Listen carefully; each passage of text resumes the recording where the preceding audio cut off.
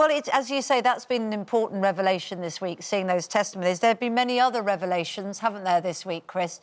And you've been looking at them in your documentary. So Harry and Meghan, the week that shook the royals, airs this Sunday. What's been the focus of that for you and the important thing to take away from this week? Well, you know, I wish I knew you were going to ask me that question, and I wish I could tell you. But every time we try and sort of get some stuff stuck down on the documentary, something happens, something sort of very minor, like Prince William saying, "My family is very much not racist." Now, you know, as someone who goes to a lot of royal events like these, you don't tend to shout questions at them. Jackie will understand this as a politician about doorsteps and how you answer them and when you answer them, etc. The hit rate with the royals, I have to say, is much, much lower than politicians.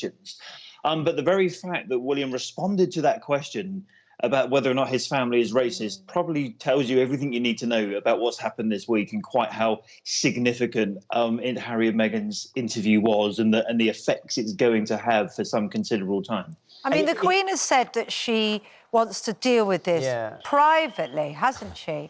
You can understand why, of course, because it's a very personal thing to her family.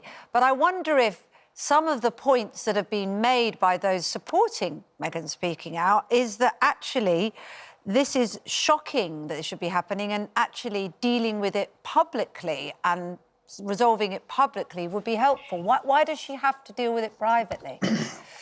Well, listen, I know this. I know that Meghan wanted her interview to spark a debate in this country about race. Now, you know, this isn't to say that they don't have an issue with race in America. They do. We know they do. But the difference there is that they talk about it a lot. It's on the TV and the radio all the time in America. And Meghan's view was that over here, we simply don't talk about it. We're very British about it. We brush it under the carpet.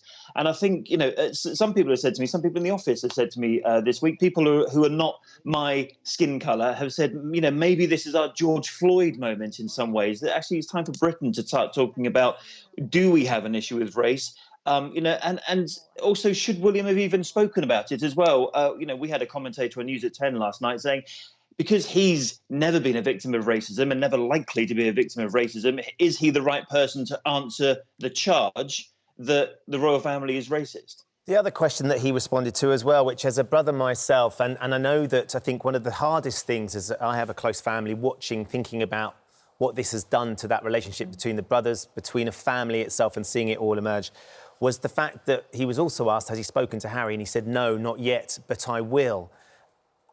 And that seemed to me quite telling, that there's still this distance between them, sort of, you know, geographically, of course, but also this distance in that the first thing he did wasn't to pick up the phone and say, look, we've got to talk about this. Well, look, a huge distance, I'd say. I mean, for example, I know that the two brothers haven't actually spoken directly for the best part of a year. Not since this documentary, the best part of a year. And actually, what the documentary has done, because it's been that big, is actually just started some movements, as it was described to me. No more than that, but some movement between the two brothers. I don't know what that is. It could be like some, I don't know, some messaging between them. It could be that their two private offices are talking and trying to arrange an interview. I mean, this is how distant they have become. And as you heard William say himself yesterday, he hasn't spoken to his brother, but he will. And I think most people will be relieved, perhaps, that they are going to finally talk and maybe start the very long process of healing that relationship. Well, look, if that's what comes out of this, then, you know, then fingers crossed it will mean that can happen. Your documentary is on Sunday, of course, on ITV, and I'm sure will be very compelling after an extraordinary week.